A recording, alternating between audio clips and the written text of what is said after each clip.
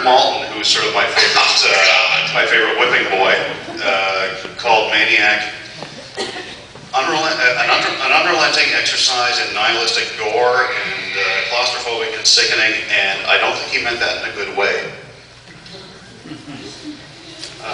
Want me to comment on it?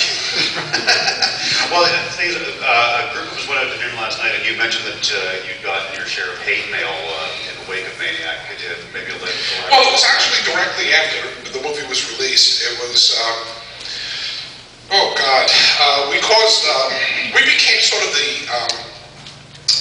the lightning rod for groups that were forming at the time, mostly women's groups who were appalled by movies where depicted women being, murdered by killers and things like that.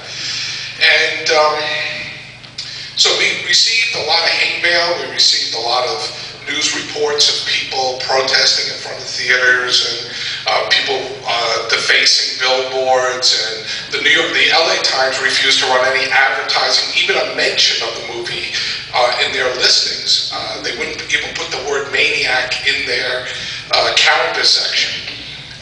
It really pissed a lot of people off.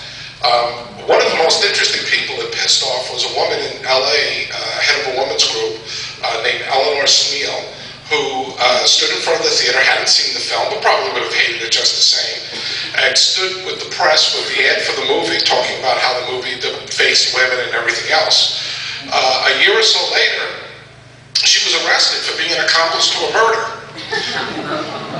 And I don't know, I think throwing ketchup around is a little bit less offensive than rolling the guy for money. And actually, according to the charge against her, it preceded her standing in front of the theater, which I thought was interesting. It wasn't something that happened subsequent.